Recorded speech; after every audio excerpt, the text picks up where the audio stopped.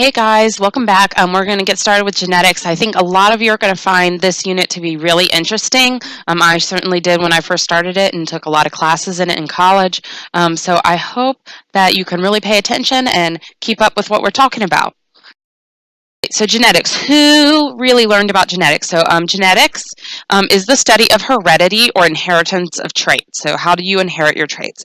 The guy who this all goes back to is a monk, a German monk named Gregor Mendel.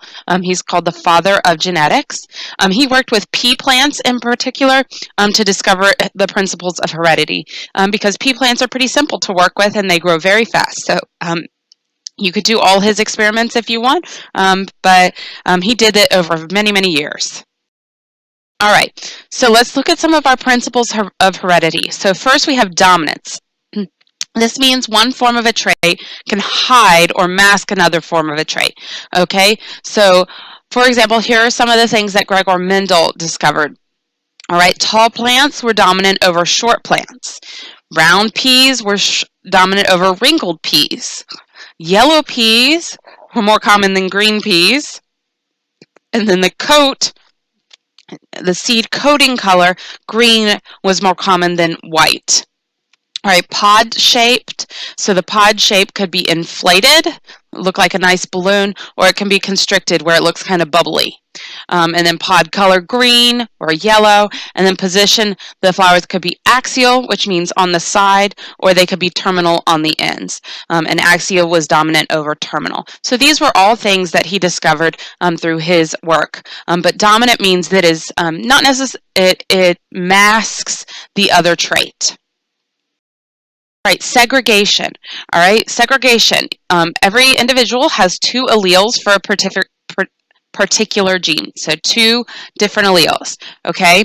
And those are separated when you go through meiosis. That separation is called segregation, all right?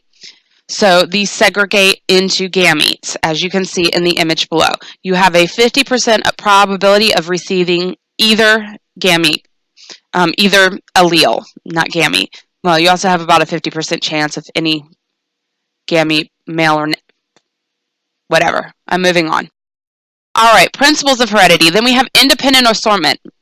All right, so all the genes that you had are sorted independently of another when the gamete is formed. So it's like when you have a deck of cards, you can sort cards independently of each other. How you sort one card doesn't affect how you sort another card. And this is the same thing that happens when gametes are made in meiosis. And this allows for a significant genetic variation. All right, so here are some terms that you need to know. All right, first you need to know dominant, all right, is a trait that can hide or mask another trait, whereas recessive means it can be hidden. Allele is a form or a version of a trait. Genotype is your combination of alleles. So it is your combination of genes. Okay, do you have a capital T and a lowercase t, or capital or lower and lower? Lowercase, it generally is recessive, and capital letters are dominant. Okay, and allele is whether you have a capital or a capital or a lowercase, and then your genotype, all right, is whether your combination of two. Your phenotype, that is what you look like, the expression of your trait. Are you tall? Are you short? Are you blue-eyed? Are you brown-eyed? Okay, so that is your phenotype. Okay, homozygous. Homo meaning the same. It means you have two alleles of the same thing. All right, it's called pure breeding. Okay, so capital or lowercase. If we're going to think about Harry Potter, okay, homozygous would be you came from two wizard parents or two muggle parents. All right, heterozygous would mean you came from a wizard parent and a muggle parent. Okay, heterozygous means you have two different.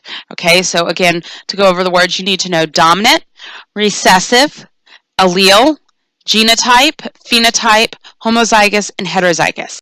I would highly recommend you make some flashcards with these so you can learn them. Next, okay, a trait is the physical or physiological characteristic of an organism.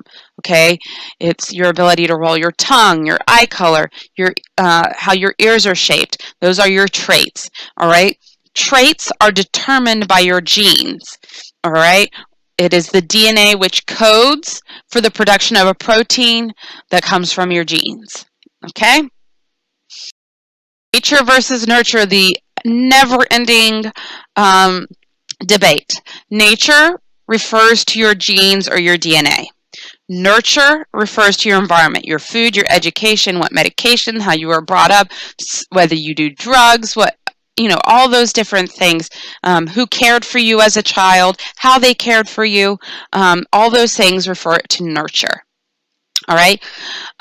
Diseases often result from both nature and nurture. So cancer, it's a result of a problem in your DNA, but it can be that change in your DNA can be brought on from nurture, such as smoking. All right. Diabetes. Some diabetes is purely nature, diabetes type 1, whereas diabetes type 2, okay, tends to be you have a predisposition for it, you have the genes for it, but your nurture, your diet causes it. And heart disease, you generally have a genetic predisposition, that's why it runs in families, but how you live and care for yourself causes the heart disease. And that is the nature versus nurture argument. We're always trying to figure out what part is nature and what part of nurture, and how can we change things.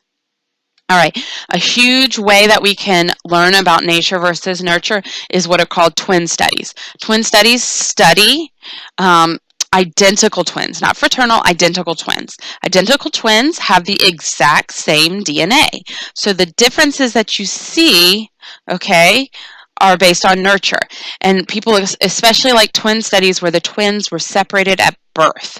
So they had different food, different education, different medication, different upbringing.